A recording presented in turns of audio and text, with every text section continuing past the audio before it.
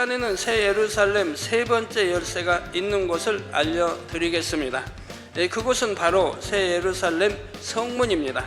12개의 새 예루살렘 성문의 재료는 모두 동일하게 진주로 되어 있습니다.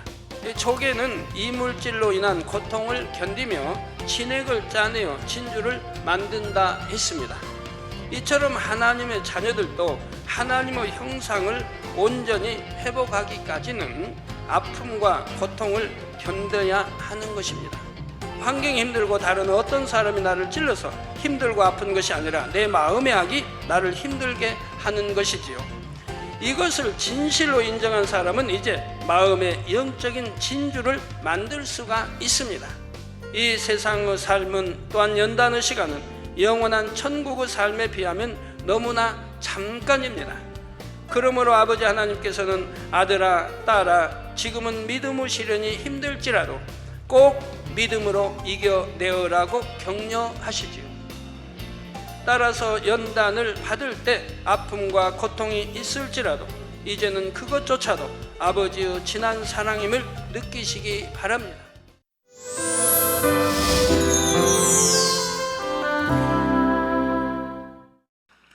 사랑하는 성도 여러분, 시청자 여러분, 계속해서 새 예루살렘에 대해 말씀드리고 있습니다. 그동안 성벽과 12기초석을 살펴보았는데 그 속에서 새 예루살렘 열쇠들을 하나씩 찾아냈습니다. 첫 번째 새 예루살렘 열쇠는 바로 벽옥을 쌓아올린 성벽에 있다 했지요. 바로 벽옥은 하나님을 기쁘시게 하는 믿음인 믿음의 5단계를 뜻하는데 이것이 새 예루살렘 첫 번째 열쇠였습니다.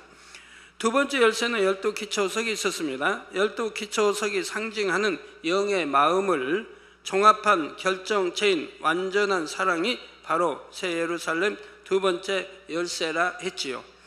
이 시간에는 새 예루살렘 세 번째 열쇠가 있는 곳을 알려드리겠습니다.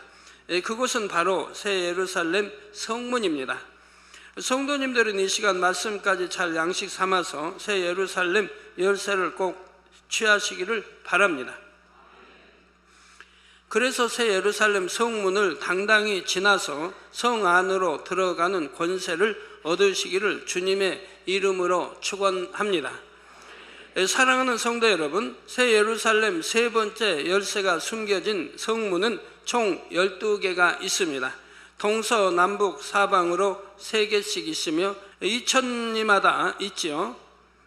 계시록 21장 25절에 보면 성문들을 낮에 도무지 닫지 아니하리니 거기는 밤이 없음이라 했습니다. 여기서 닫지 않는다는 것은 잠궈 놓지 않는다는 뜻입니다. 문은 닫혀 있으되 잠겨 놓지 않은 상태로 새 예루살렘 성민이 문 앞에 서면 저절로 문이 열리지요. 계시록 21장 12절 전반절에 보면 12문이 있는데 문에 12천사가 있고 했습니다. 따라서 새 예루살렘 성 한 문마다 한 천사가 있지요. 새 예루살렘 성문을 지키는 천사들은 상상을 초월할 정도로 큰 천사입니다. 새 예루살렘 성문과 천사에 대해서 그래 나옵니다. 이 천사는 소위 수문장과 같은 역할을 하지요. 수문장이란 각 궁궐이나 성의 문을 지키는 관원입니다. 밤낮 성문을 지킴으로 아무나 성 안으로 들어오지 못하게 했지요. 특히 전쟁 시에는 성문을 지키는 것이 중요했습니다. 성문이 열리면 성을 빼앗기기 쉽기 때문입니다. 그런데 천국은 적이 쳐들어올 일이 없습니다. 더구나 새 예루살렘 성문은 항상 열려 있는데 굳이 강문에 천사를 두어 지키게 한 이유는 무엇일까요? 여기는 3가지 이유가 있습니다. 첫째는 새 예루살렘 성의 부귀와 권세와 영광을 상징적으로 나타내기 위함입니다. 이 땅에서도 정계나 재계의 중요 인물들은 개인의 집에도 경비원을 따로 두지요. 이는 경비 역할과 함께 집 주인의 부와 권세를 나타내기도 합니다. 새 예루살렘 성문을 큰 천사로 하여금 지키게 하는 것에도 같은 의미가 있습니다. 성문을 지키는 천사만 보아도 새 예루살렘 성이 얼마나 대단한 곳인지를 느낄 수 있는 것입니다. 새 예루살렘 성 안에는 창조주 하나님의 보좌가 있습니다. 또한 인류 역사상 가장 뛰어난 믿음의 선진들이 영원히 사는 곳이지요. 이에 걸맞게 성문을 지키는 천사부터 그 어미와 권세가 대단한 것입니다. 그래서 성문을 지키는 천사만 보아도 새 예루살렘의 큰 영광이 느껴지게 됩니다. 두 번째로 천사가 성문을 지키는 일은 천사들의 사명 중에 하나입니다. 히브리서 1장 14절에 모든 천사들은 부리는 영으로서 구원 얻을 후사들을 위하여 섬기라고 보내심이 아니뇨 말씀했습니다. 즉 여러분을 섬기기 위해서 부리는 영 천사들을 하나님이 섬기라고 보내셨다 이 말입니다. 그러니까 여러분을 섬기되 믿지 않는 사람은 천사가 붙어 있지 않습니다. 믿는 하나님의 자녀, 생명책의 이름이 기록된 하나님의 자녀들에게는 하나님이 천사를 보내서 여러분을 지키도록 했다 이 말입니다. 하나님께서 천사를 만드신 근본 이유는 하나님의 자녀들을 섬기도록 하는 것이지요. 하나님께서는 이 땅에 태어난 모든 영혼에게 한 천사를 붙여주십니다. 모든 영혼은 믿는 이나 믿지 않는 이를 말하고 있죠. 이 천사들에게는 각자 담당하는 사람들이 이 땅에서 한 말과 행함을 낱낱이 기록하여 보고하는 사명을 주셨지요. 하나님께서는 심판날에 그 기록에 의해 각 사람이 행한 대로 갚아주십니다. 그런데 하나님을 믿는 하나님의 자녀들에게는 최소한 한 천사를 더 붙여주십니다. 그러니까 하늘에는 믿는 이나 믿지 않는 모두에게 한 천사가 붙어 있어 여러분들이 일거수일투족 모든 것을 언어, 행동, 마음, 씀씀이 모든 것을 기록한다 이 말입니다. 그래서 이것이 바로 이제 심판날에 그거에 의해서 이제 심판이 되어지겠고요. 근데 이 땅에도 천사를 보내주시는데 그것은 믿는 이들, 하늘나라의 생명책 이름이 기록된 믿는 하나님의 자녀들을 섬기라고 이 땅에는 보내주셨다 이 말입니다. 믿지 않은 이는 천사들이 없다 이 말입니다. 흔히들 이 천사, 이 땅에 보낸 천사를 수호천사로 가지요. 하나님께서는 이 천사들로 하여금 하나님의 자녀들을 사고나 질병으로부터 지키게 하십니다. 물론 하나님의 자녀들이 빛 가운데 행할 때 천사도 지켜줄 수 있습니다. 어둠 가운데 행하는 영혼들에 대해서는 공의 가운데 천사도 지켜줄 수가 없죠. 그러니까 죄를 짓는다든가 어둠 가운데 거하면 하나님이 외면하시게 되고 따라서 여러분을 지키는 천사도 외면하게 됩니다. 그래서 영안 열려서 보신 분들은 천사가 멀찍이 떨어져 있는 걸 보게 돼요. 그 등을 돌리고 있어요. 쳐다보질 않아요. 근데 여러분들이 죄를 짓기 전에는 여러분 다가와서 천사가 애원을 합니다. 주인님 죄를 지으시면 안 됩니다. 늘 가르쳐 준다 이 말입니다. 근데 여러분들이 그 음성을 못 듣고 있죠. 못 듣고 있는데 그래도 영으로 들어가고 있고 하나님을 사랑하는 사람들이라고 하면 듣습니다. 그 소리는 직접 듣지 못한다 해도 내 마음 안에 와닿는 게 있습니다. 아, 내가 진리를 어기려고 하는구나. 내가 말씀대로 지금 살지 못하려고 하는구나. 말씀대로 살아야지 라고 여러분이 주관을 받는데 이건 성령의 주관뿐만 아니라 여러분을 섬기는 천사도 여러분들에게 알려주고 있는데 직접 그 음성을 듣지 못해도 여러분 마음에서 깨달아지는 것이라 이 말입니다. 그러나 그렇게 권면해도 듣지 않을 때 결국 죄를 짓게 되면 천사는 여러분과의 거리를 띄게 되고 그리고 외면해버리고 마는 것입니다. 이것이 공의인 것이라 이 말입니다. 그러므로 이제 사단이 여러분을 사로잡고 여러 가지 마음과 생각을 주관해서 비진리로 나가도록 인도하는 것이라 이 말입니다.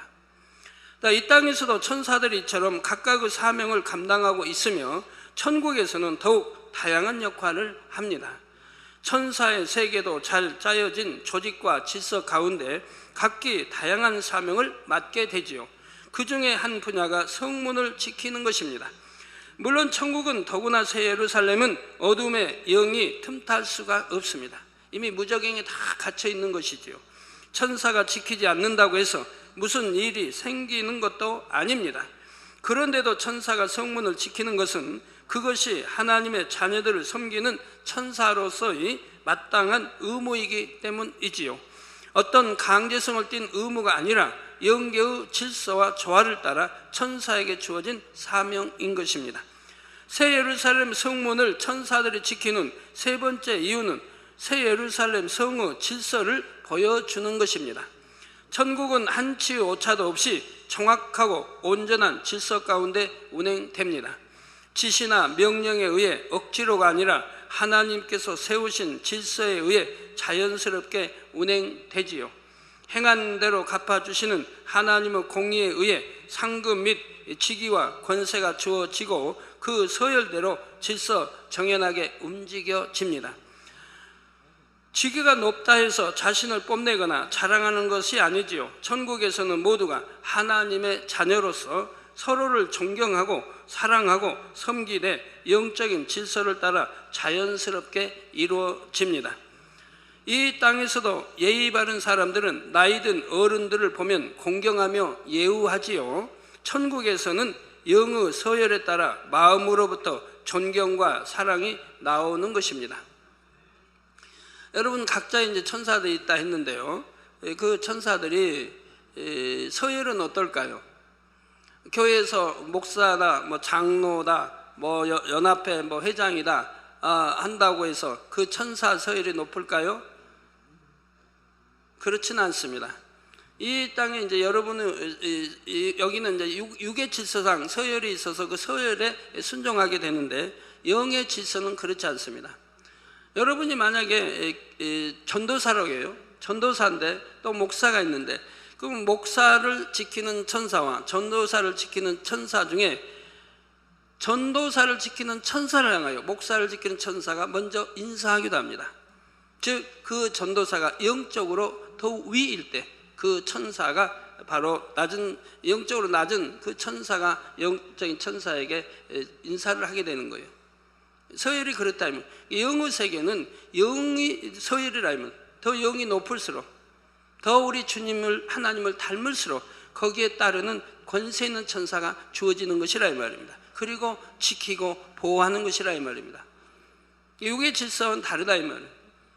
영의 질서는 바로 천사의 서열이 영적인 높은 그 서열에 따라서 바로 천사가 인사를 하게 되는 것입니다.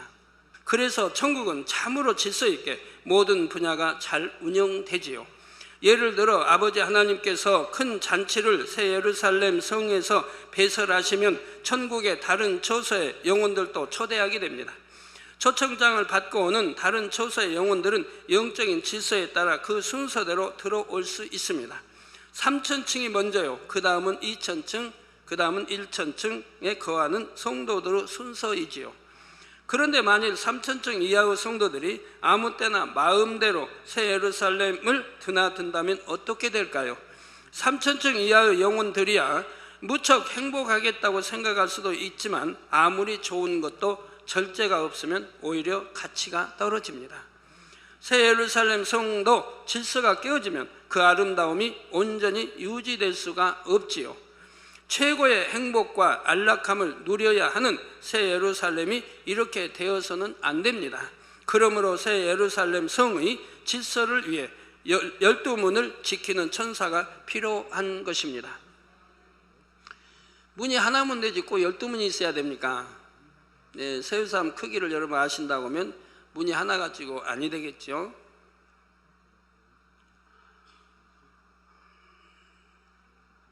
물론 천사가 지키지 않는다고 하여 3천층 이하의 영혼들이 임의로 새 예루살렘에 들어갈 수는 없습니다. 영광의 빛이 형격이 차이나기 때문이지요. 그런데도 성문 앞에 천사를 두신 것은 천국은 그만큼 온전한 질서 가운데 운영되고 있음을 나타내는 것입니다. 만약에 출입이 자유로워서 들어올 수 있다고 해도 허가 없이 들어올 수 없는 것은 들어올 수 있다고 해도 들어올 수가 없습니다. 왜냐하면 빛이 다르기 때문에 2천층에서 만약 3천층 들어오려고 하면 3천층에 와서 입구에 와서 천사의 3천층에 맞는 옷을 입혀줘야 하는 것입니다. 천사가 한 바퀴 쑥 돌면 두루루 입혀지는 거예요. 그 옷을 입어야 그 3천층의 빛에 적응할 수가 있는 거예요. 빛이 너무 다르기 때문에.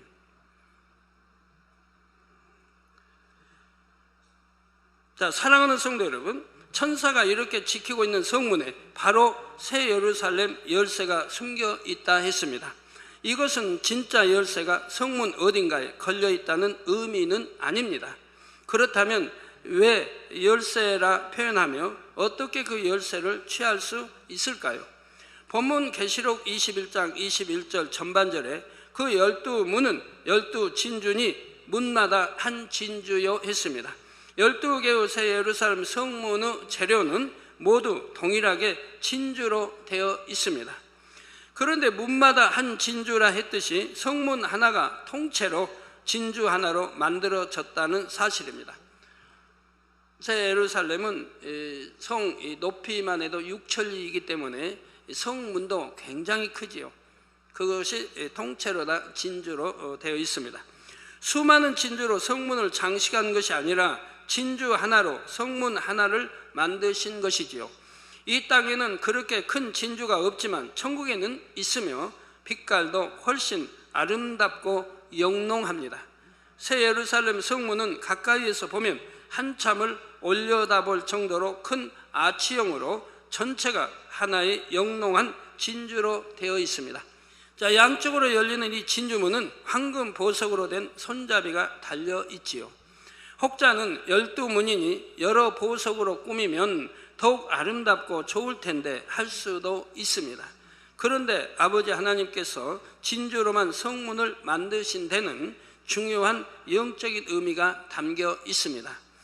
바로 이 진주문에 새 예루살렘의 세 번째 열쇠를 숨겨 놓으신 것이지요. 우리가 진주를 통해 새 예루살렘에 들어갈 수 있는 방법을 깨닫기를 원하신 것입니다. 진주는 생성 과정이 다른 보석들과는 완전히 다르지요. 12기초석을 이루는 보석들과 금, 은 등은 모두가 땅속에서 나옵니다. 그런데 진주는 유일하게 살아있는 생명체 속에서 만들어지지요. 진주의 생성 과정을 잠시 말씀드리겠습니다. 진주는 대부분 조개에서 만들어집니다. 조개가 어떤 충격을 받으면 껍질의 안쪽 부분이 깨어져서 떨어진 작은 조각이 조갯살 속으로 들어가는 경우가 있습니다. 또는 외부에서 모래 같은 단단한 이물질이 들어오기도 하고요. 그러면 조개는 마치 바늘이 살을 파고드는 것처럼 심한 고통을 느낀다고 합니다. 여러분, 바늘로 한번 여러분 살을 찌른다고 생각해 보세요. 얼마나 고통스럽습니까? 조갯살은 너무나 부드러운데 이물질은 딱딱하고 뾰족하여 자꾸 찌르기 때문이지요. 그래서 조개는 아픔과 고통을 참으며 진액을 짜내어 이물질을 감싸게 됩니다. 이처럼 조개가 이물질을 진액으로 감싸고 또 감싸서 만들어진 것이 바로 진주입니다. 이러한 진주의 생성 원리를 응용하여 사람들은 양식 진주를 만들지요. 조개의 이물질에 해당하는 진주 핵을 인위적으로 조개 속에 삽입하는 것입니다. 조개가 이물질을 진액으로 감싸서 딱딱하게 굳어진 부분을 진주층이라고 하지요. 진주는 이 진주층이 두꺼울수록 광택이 많이 난다고 합니다. 진주 표면을 가까이서 들여다 보았을 때 이는 보는 이의 얼굴이 거울처럼 또렷이 반사되어 보일수록 상품이라고 하죠. 상중하할 때 상품을 말하고 있습니다. 또한 진주층이 두꺼우면 크기도 커지며 그러면 당연히 값도 더 나가게 됩니다. 성도님들이 새 예루살렘에 들어가기 원한다면 누구나 예외 없이 이 진주를 영으로 꼭 하나씩은 만들어야 합니다. 여러분의 마음에 진주를 만들어야 하지요. 무슨 말일까요? 조개는 이물질로 인한 고통을 견디며 진액을 짜내어 진주를 만든다 했습니다. 이처럼 하나님의 자녀들도 하나님의 형상을 온전히 회복하기까지는 아픔과 고통을 견뎌야 하는 것입니다. 우리 구약의 선지자들도 하나님의 사람도 신약의 제자들과 사도 바울이든 하나님의 사람들이 어찌 이런 많은 시험과 환난과 아픔을 겪고 오다 통과한 사람들입니다. 승리한 사람들입니다. 저절로 영으로 들어가고 원영으로 들어간 사람은 없습니다.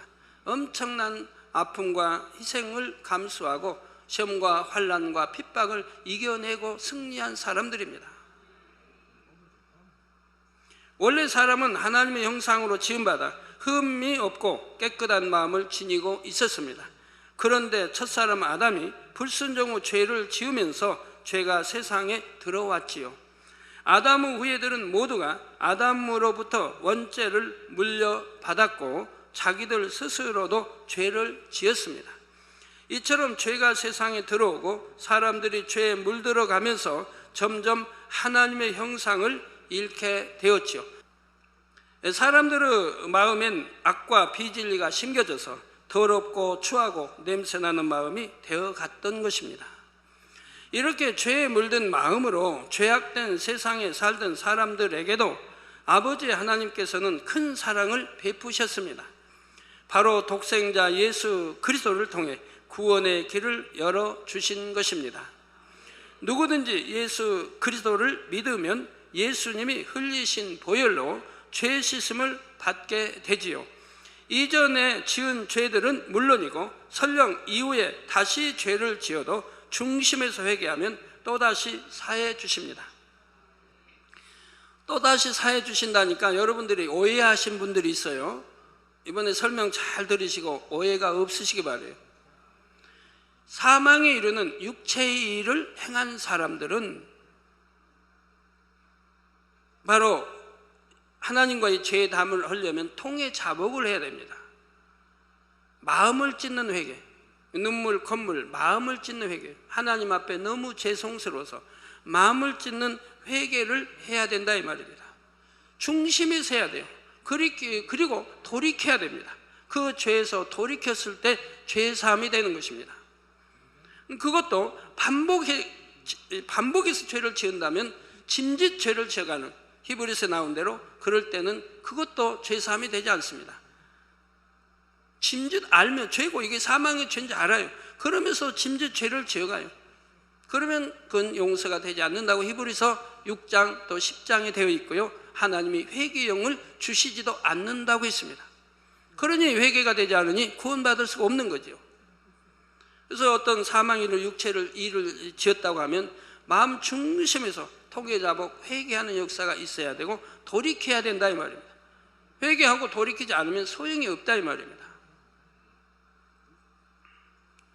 그런데 여기서 지금 말씀하는 중심에서 회개하면 또다시 사해준다고 하는 말은 두 가지가 있습니다. 육체의 일 중에도 사망에 이르지 않는 육체의 일이 있습니다. 이것은 여러분들이 그냥 통해자복 안 해도 입술로만 회개해도 용서가 되는 거예요. 또 육신의 일입니다. 육신의 일로 죄 지은 사람들이 많이 있지요. 즉 생각 속에 죄가 내 몸과 결합되어 지어진 생각 속에 있는 죄들. 하나님은 누굴 미워하지 말라고 하십니다. 판단 정죄하지 말라고 하십니다. 판단 정죄하면 교만한 것이고 그가 자칭 하나님이 되어 있는 거예요. 중심을 아시는 분은 하나님이고 재판장은 하나님이시고 율법을 주신 이도 하나님이신데 자기가 마치 재판장처럼 누구를 판단하고 정죄한다 이 말입니다. 교만해졌다 이 말입니다. 그러니 하나님처럼 되어 자기가 재판장이 되고 있다 이 말입니다. 이런 육신의 일 또는 바로 원수도 사랑하라고 하는데 당연히 사랑해야 되는데 사랑하지 못하고 미워한다 이 말입니다. 이 생각 속에 미워합니다. 이런 육신의 일들은 분명히 내가 진리를 아는 이상 회개해야죠. 회개합니다. 하나님 정말 잘못했습니다. 다음에는 결코 이런 죄를 짓지 않도록 힘을 주시고 도와주세요 하고 기도합니다. 여러분 기도 잘하면서 절대 짓지 않겠습니다. 그래서는 안 됩니다. 그러면 절대 짓지 않겠습니다면 절대 짓지 말아야 돼요. 하나님께 맹세하거나 어떤 언약이나 서원해서는 안 되는 거예요. 지키지 못할 걸 하면 안 돼요. 그러니까 하나님 이런 죄 짓지 않도록 도와주세요. 능력 주시고 힘 주시고 이렇게 기도를 선하게 해야죠. 그런데 그렇게 했는데 이 미움이란 게 금방 없어집니까? 그렇게 회개했는데 다음에 또 미운 사람이 또 다가오면 또 미운 생각이 나고 미워집니다. 또 판단 정죄하지 말라고 했는데 안 한다고 회개해놓고 또 보면 또 판단이 나고 또 정죄가 되어집니다. 그럼 회개해야 할까요? 안 할까요? 해야 됩니다. 바로 이런 경우를 말합니다. 이런 경우 회개하고 또 회개하면 또 용서를 받는다 이 말입니다. 그러나 중심에서 해야죠. 정말 안 해야겠다라고 회개해야지 말로만 나 안 해야겠다 하면 안 됩니다. 그러면 용서를 받았는데 다음에 또 그런 죄를 지어도 또 회개하면 또 용서해 주신다 이 말입니다. 이런 경우를 지금 말하고 있는 거예요. 또 육체의 일도 마찬가지. 사망이 이르는 육체의 일이 있고 사망이 이르지 않는 육체의 일이 있습니다. 만약에 좀 간음하고 어떤 그런 것들이 사망에 이제 그런 육체의 일을 행하는 것은 이른다 했고, 그러면 이르지 않는 거, 예를 들어서 도적질을 했다, 남의 거 좀 물건을 훔쳤다, 하나님 거 훔치는 거 아니에요. 하나님 거 말고 사람 거 훔쳤다, 아니면 누구를 그냥 혈기가 나서 좀 때렸다, 이런 경우라고 하면 사망에 이르지는 않습니다. 그것도 거듭거듭 해 나가면 더 악해지고 사망에 이르겠지만 사망에 이르는 죄는 아닙니다. 뭐 이런 거는 회개하고 돌이키면 된다 이 말입니다. 회개하고 이제 때리지 않는 사람으로, 혈기 내지 않는 사람으로, 도적질이 않는 사람으로 이렇게 돌이키면 다 용서가 되는 것이라 이 말입니다. 그래서 육체의 일 중에도 사망에 이르는 죄가 있고 사망에 이르지 않는 죄가 있는데, 사망에 이르지 않는 죄는 이렇게 회개하면 용서가 되어지고 또 죄를 지었을 때 또 회개하면 용서가 되어지는데, 그러면 계속 죄를 지어도 되느냐? 회개만 하면 되느냐? 아닙니다. 하나님이 그렇게 용서해 주신 것은 그렇게 회개하고 또 회개하고 회개함으로 인해서 점점 그 죄를 버려나가는 거죠. 내 마음에서 지우고 버려나가는 겁니다. 계속 그대로 있으면 안 된다는 거죠.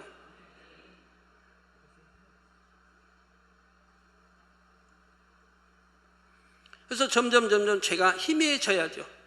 악한 마음도 점점 선한 마음으로 바뀌고, 점점 판단 정죄했던 것도 이제 점점 명심하고 회개하고 명심하다 보면 점점 판단 정죄하지 않는 사람으로 되고, 미워하는 사람도 사랑을 주려고 애쓰고 노력하면 이제 사랑이 가지 않겠습니까? 이렇게 하라는 것입니다.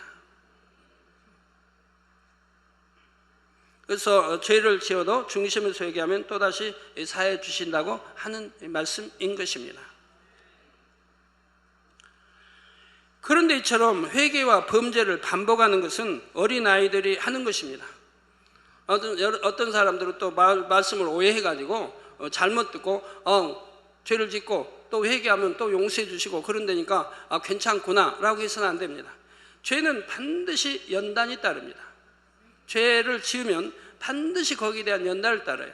큰 죄를 지으면 크게 연단이 따르고, 적게 지으면 적게 따르고, 반드시 시험, 환난, 연단이 따른다고 하는 사실을 아셔야 돼요. 그러지 않다면 짓고 또 회개한다고 자꾸 거짓말만 하게 해요?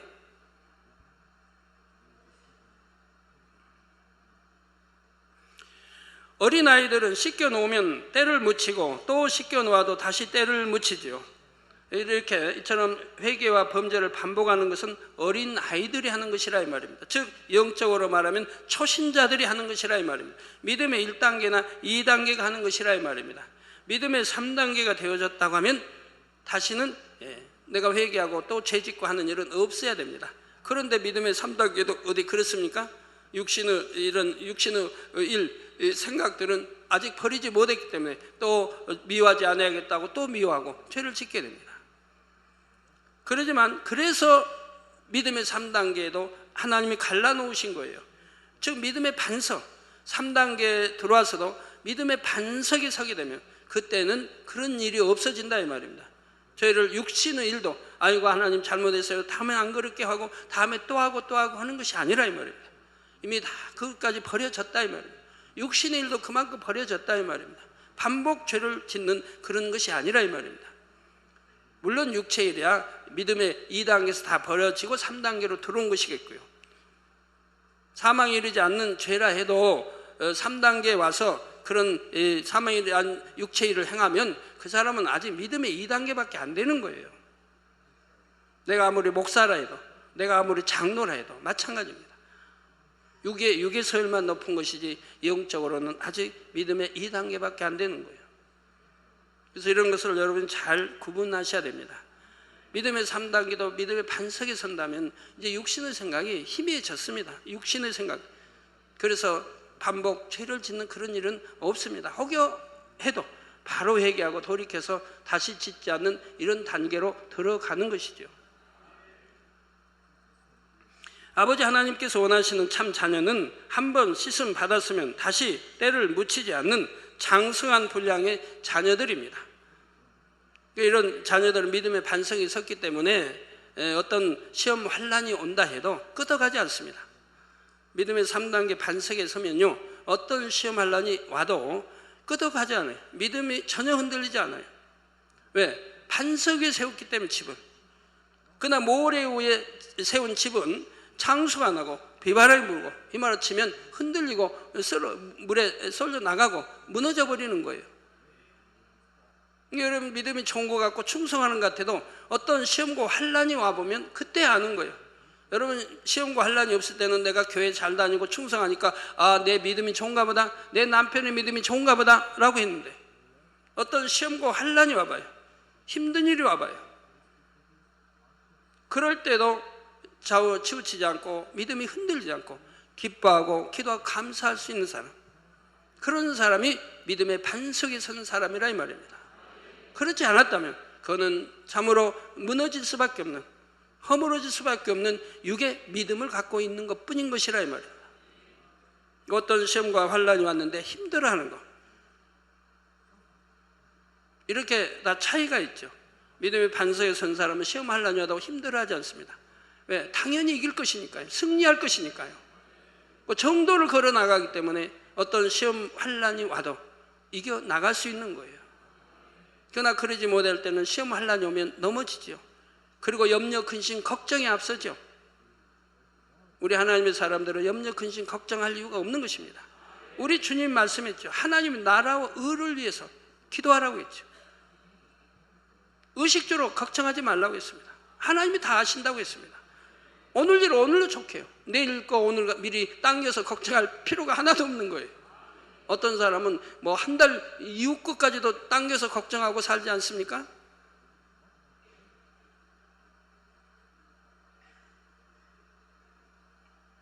염려, 근심, 걱정할 게 없어요. 하나님 나라 의를 위해 기도하고 사는 사람은 그렇다 이 말입니다. 그런데 하나님은 의를 위해 살지 않기 때문에, 내가 더 성결되고 더 영으로 들어가고 하려고 그렇게 살지 않기 때문에 그런 사람들 어떤 시험과 환난이 오면 이겨내지를 못합니다. 그 넘어지거나 쓰러져 버릴 수도 있고 믿음에서 떠나버릴 수도 있고 기쁨이 사라지고 감사가 사라집니다. 믿음의 반석을 지나서 영으로 들어오거나 가까이 있는 사람들은 다 체험해 본 것이고 경험해 본 것이기 때문에 잘 아는 것이라 이 말입니다.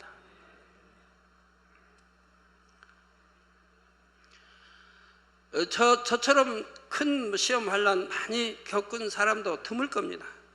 얼마나 많은 시험 환난들을 겪고 왔습니까? 그러나 한 번도 흔들려 본 일 없고 그걸로 인해 기쁨 잃어본 일 없고 감사해서 떠나본 일이 없습니다. 그리고 시험과 환난이 왔을 때마다 반드시 저에게는 축복이 왔습니다. 왜? 항상 승리하게 하셨고 축복이 왔다 이 말입니다. 그래서 시험이 크면 클수록 더 큰 축복을 받아왔던 것 여러분들이 지켜보셔서 아십니다.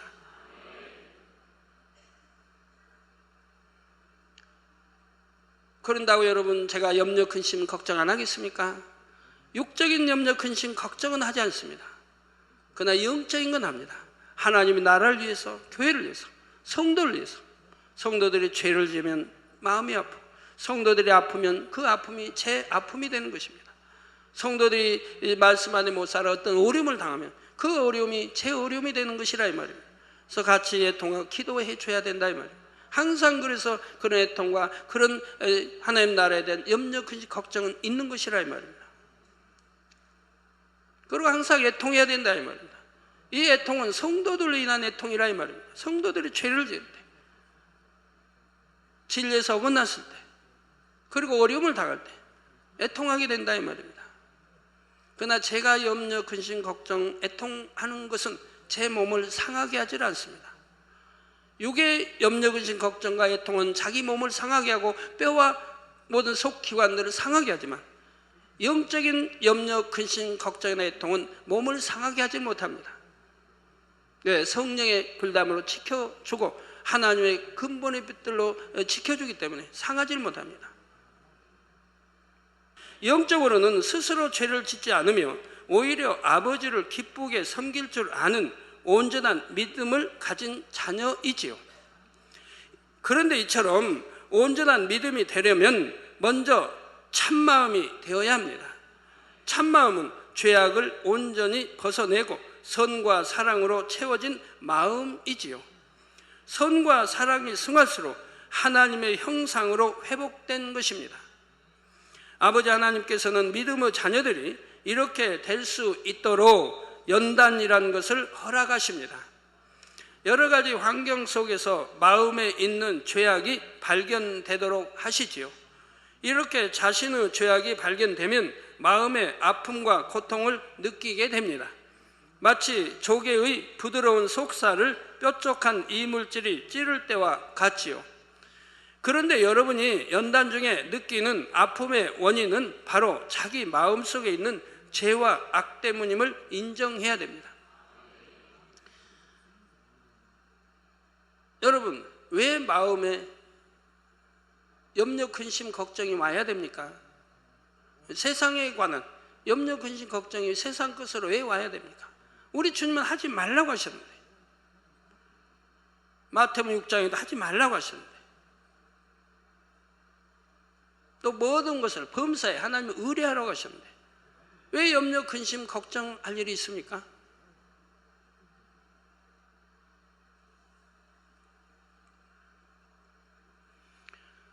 어떤 시험과 환난이 오면 왜 힘들어합니까? 왜 얼굴에 기쁨이 사라져버리고 감사가 사라지는 것입니까? 내가 정도를 걸었다고 하면, 하나님 말씀대로 빛 가운데 살고 정도를 걸었다 한다면 어떠한 시험과 환난, 어려움이 닥친다 해도 걱정할 것이 없습니다. 오히려 그걸 통해 축복이 오는 것이니까요. 반드시 하나님은 위로해 주시고 그 시험을 이겼을 때 축복으로 역사해 주신 겁니다. 다니엘이든 다니엘 세 친구든 다 마찬가지입니다.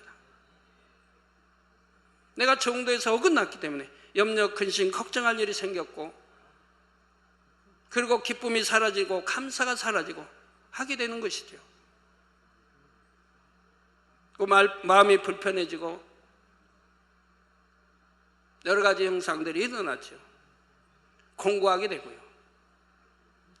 바로 마음속에 있는 죄와 악 때문에 이렇게 된다는 사실을 인정해야 된다 이 말이에요. 인정해야 내가 발견하고 발견해야 버릴 수가 있는 것이라 이 말입니다.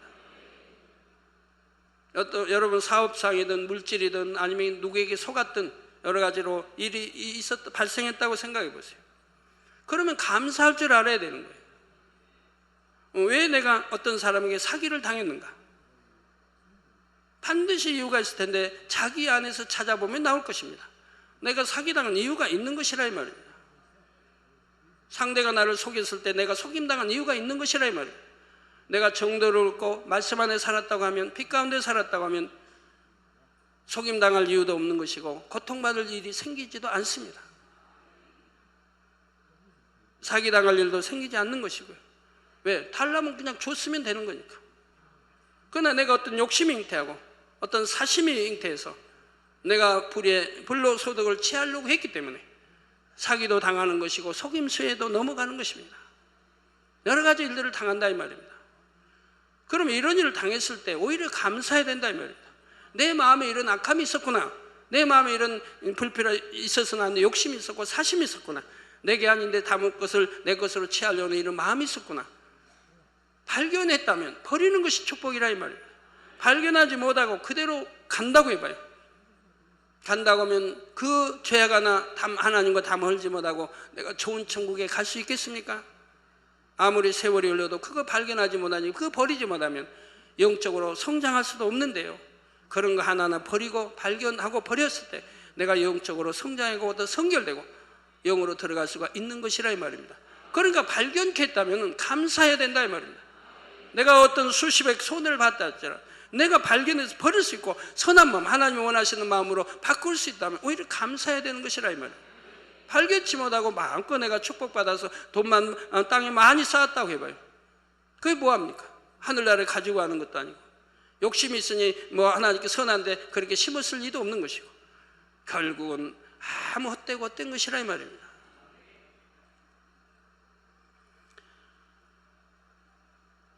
그래서 우리 마음의 아픔의 원인은 바로 자기 마음속에 있는 죄와 악 때문이라는 것을 인정해야 됩니다. 내 안에 악이 없다고 하면 마음이 싸울 것이 없어요. 내 마음이 두 마음이 싸우기 때문에 힘든 것인데, 이 싸울 것이 없으니까 선 자체만 있는데, 영 자체만, 우리 주님 마음 자체만 있는데, 사랑과 덕과 온유만 있는데 싸울 일이 없는데 뭐 힘들 일이 있겠습니까? 여러분 가만히 봐요. 여러분 마음속에 싸우죠? 마음에 있는 악이 생각으로 동원돼서 생각 속에 뭐 갈등을 갖고 여러 가지 싸우지 않습니까? 그리고 판단하고 정죄하고 미워하고 온갖 것 만들어내지 않습니까?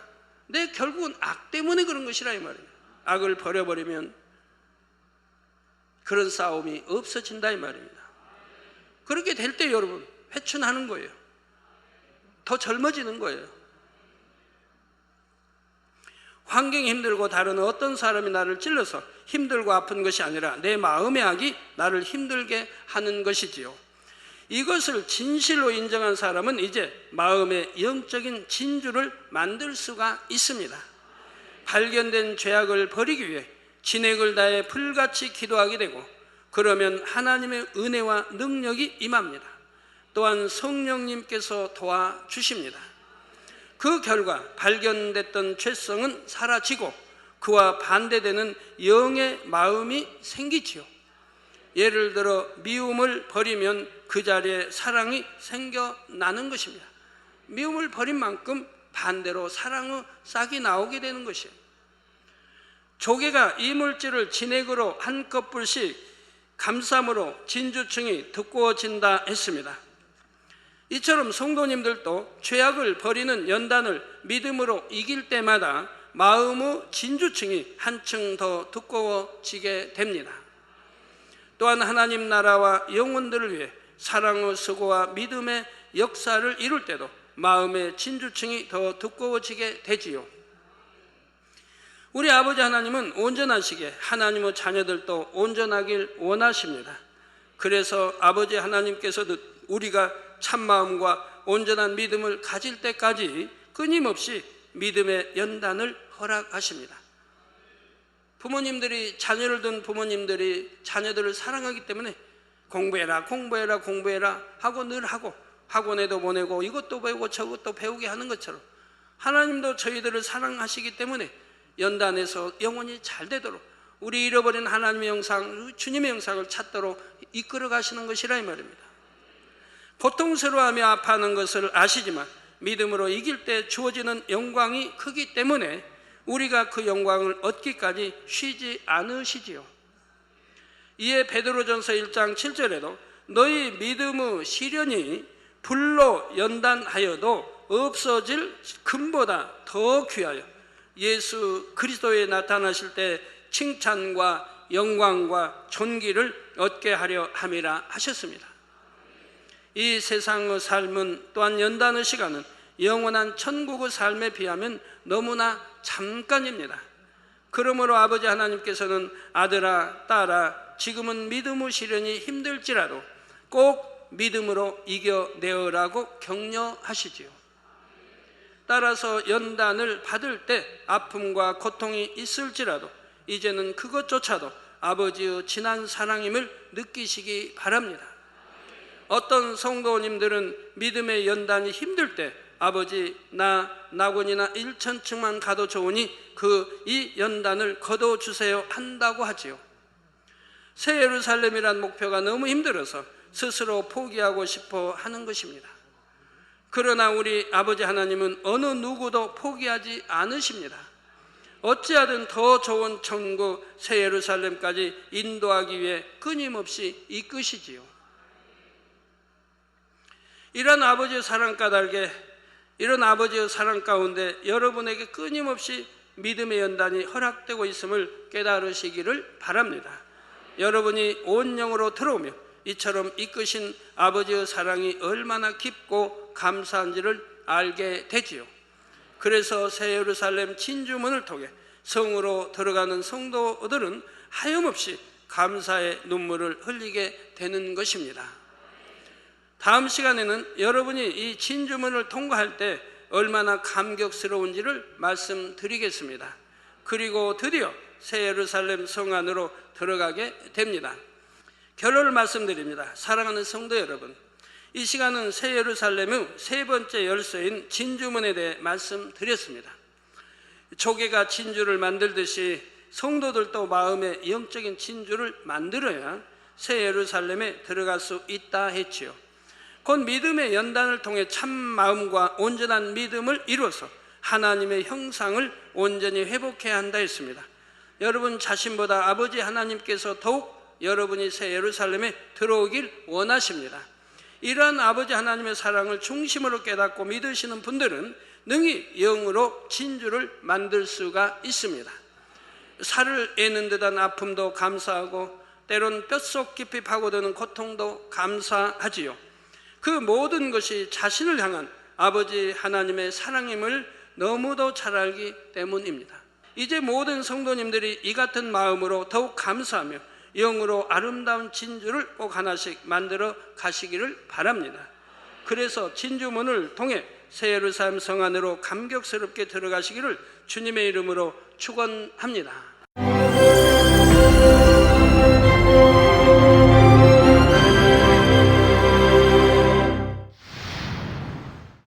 할렐루야. 전능하신 사랑의 아버지 하나님, 이 시간 기도받는 모든 성도님들 위해 안수하여 주옵소서. GCN 방송 시청자들이 인터넷과 화상을 통해 기도받는 지교회와 지성전, 그리고 전 세계 하나님의 자녀들 위에도 시공간을 초월하여 역사하여 주시기를 원합니다. 믿어지는 믿음을 주시고 부정적인 생각과 의심의 세력을 물리쳐 주옵시며 모든 시험 환난도 물리쳐 주옵소서. 머리부터 발끝까지 오장육부 뼈 마디마디 온몸의 신경 조직 세포 등 아픈 곳마다 성령의 불로 태우시고 근본의 빛으로 역사하여 주옵소서. 예수 그리스도의 이름으로 명하노니 원수마귀 사단 모든 질병 균 연약함아 물러가라. 빛이여 임하라. 모든 불치 난치병도 성령의 불로 태워 깨끗게 하여 주옵소서. 말라리아를 비롯한 모든 풍토병도 물리쳐 주옵소서. 감기, 기침, 열, 몸살, 독감 등 각종 유행성 질병도 다 물러가라. 어떠한 유행성 질병 균도 틈타지 않게 지켜 주옵소서. 위암, 폐암, 간암, 유방암, 자궁암, 대장암, 피부암 등 각종 암과 에이즈, 백혈병, 뇌졸중, 고혈압, 저혈압, 심장병, 폐병, 위장병, 당뇨, 부인병, 피부병, 갑상선 질환과 모든 염증도 깨끗게 하여 주옵소서. 소아마비, 중풍, 관절염, 디스크도 온전케 하여 주옵소서. 요통, 두통, 신경통을 비롯한 모든 통증은 사라질지어다. 간질, 자폐증, 우울증, 조울증, 노이로제 등 모든 정신질환도 물러가라. 모든 마비된 것도 풀어지고 일어나 걷고 뛸지어다. 눈도 잘 보이게 하옵시고 귀도 잘 들리게 하여 주옵소서. 소경은 눈을 뜨고 기머거리는 들으며 벙어리는 말할지어다. 각종 사고 후유증도 깨끗게 하시고 부러진 뼈도 붙여 주옵소서. 화상 입은 것도 온전케 하옵시고 화기암 물러가라. 열도 물러가라. 아버지 흉터 나지 않게 역사해 주시기 원합니다. 마약을 비롯하여 각종 약물과 독극물 중독도 깨끗함을 입을지어다. 죽은 신경과 세포가 살아나며 죽은 자도 살아나게 하여 주옵소서. 잉태의 축복도 주시기를 원합니다. 잉태의 축복을 받으라. 예수 그리스도의 이름으로 명하노니 원수마귀 사단아 하늘 공중 곳에 잡은 악의 영들아 물러가라. 그의 사자들도 물러갈지니라. 이 땅의 악한 영, 더러운 영, 거짓되고 간사한 영, 의간질하고 미혹하는 모든 어둠들은 물러가라. 모든 흉악의 결박을 풀고 어둠아 물러가라. 빛이여 임하라. 아버지 하나님, 부르짖어 기도할 수 있는 능력을 주시고 죄를 버리고 성결될 수 있는 능력을 주옵소서. 영원히 잘됨같이 범사에 잘되게 하시고 가정의 복음화도 이루어 주시기를 원합니다. 한 주간도 모든 사고와 재앙으로부터 지켜주시고 불통이 없는 형통한 삶을 살 수 있도록 축복해 주옵소서. 성령의 불담으로 천군 천사와 주님의 불꽃 같은 눈동자로 모든 하나님의 자녀들과 가정, 일터, 사업들을 지켜주시기를 원합니다. 학생들에게 지혜와 명철을 더하시고 공부할 수 있는 뜨거운 마음과 열정도 더하여 주옵소서. 마음과 생각을 세상에 빼앗기지 않도록 지키시고 하나님을 뜨겁게 사랑하는 학생들로 축복하여 주옵소서. 하나님의 자녀들이 먹으나 마시나 입으나 무엇을 하든지 하나님 앞에 영광 돌리는 삶이 되게 축복하여 주시기를 원합니다. 나는 하나님을 만났노라, 체험했노라, 응답 받았노라, 축복 받았노라 간증하는 입술이 되게 역사하여 주옵소서. 아버지 하나님 감사합니다. 홀로 영광 받으옵소서. 우리 주 예수 그리스도의 이름으로 기도하옵나이다. 아멘.